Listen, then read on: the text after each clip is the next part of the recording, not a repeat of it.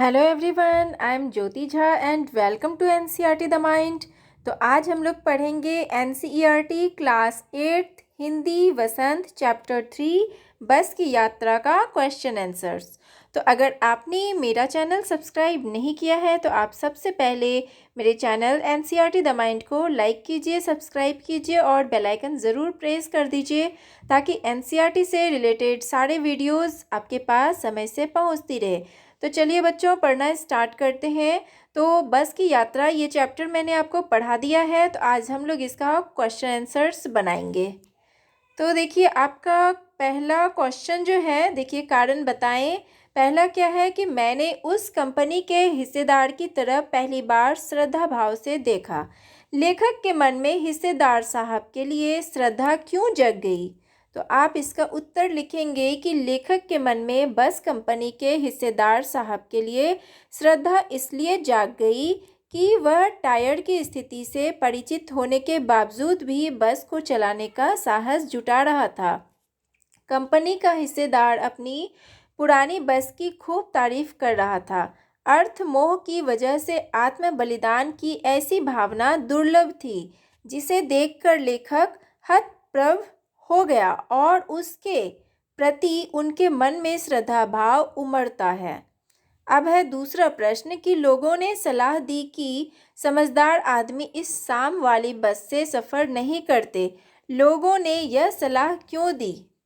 तो उत्तर लिखेंगे कि लोगों ने लेखक को यह सलाह इसलिए दी क्योंकि वे जानते थे कि बस की हालत बहुत ख़राब है। बस का कोई भरोसा नहीं है कि यह कब और कहाँ रुक जाए। शाम बीतते ही रात हो जाती है और रात रास्ते में कहाँ बितानी पड़ जाए कुछ पता नहीं रहता। उनके अनुसार यह बस डाकिन की तरह है।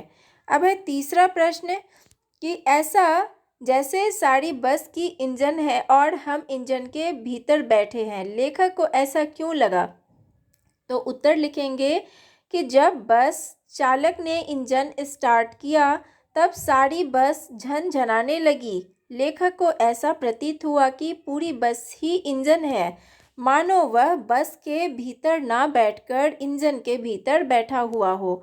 अर्थात इंजन के स्टार्ट होने पर इंजन के पुर्जों की भांति बस के यात्री हिल रहे थे। अब है चौथा प्रश्न कि गजब हो गया, ऐसी बस अपने आप चलती है। लेखक को यह सुनकर हैरानी क्यों हुई? तो उत्तर लिखेंगे कि बस की वर्तमान स्थिति देखते हुए इस प्रकार का आश्चर्य व्यक्त करना स्वाभाविक था। देखने से लग नहीं रहा था कि बस चलती भी होगी, परंतु जब लेखक ने बस के हिस्सेदार से पूछा तो उसने कहा, चलेगी ही नहीं, अपने आप चलेगी। अब है पांचवा प्रश्न कि मैं हर पेड़ को अपना दुश्मन समझ रहा था। लेखक पेड़ों को अपना दुश्मन क्यों समझ रहा था?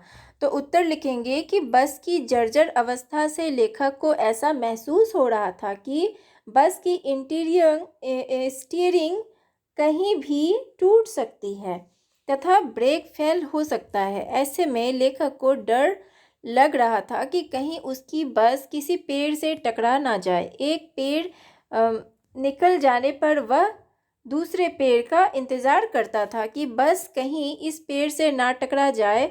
यही वजह है कि लेखक को हर पेड़ अपना दुश्मन लग रहा था। अब है पाठ से आगे। तो देखिए, इसमें क्या है प्रश्न कि सविनय अवज्ञा आंदोलन किसके नेतृत्व में, किस उद्देश्य से तथा कब हुआ था? इतिहास की उपलब्ध पुस्तकों के आधार पर लिखिए।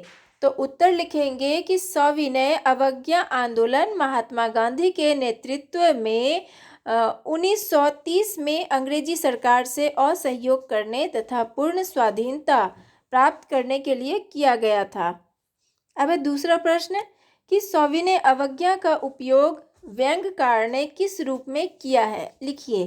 तो उत्तर लिखेंगे कि सविनय अवज्ञा आंदोलन 1930 में सरकारी आदेशों का पालन न करने के लिए किया था। इसमें अंग्रेजी सरकार के साथ सहयोग न करने की भावना थी।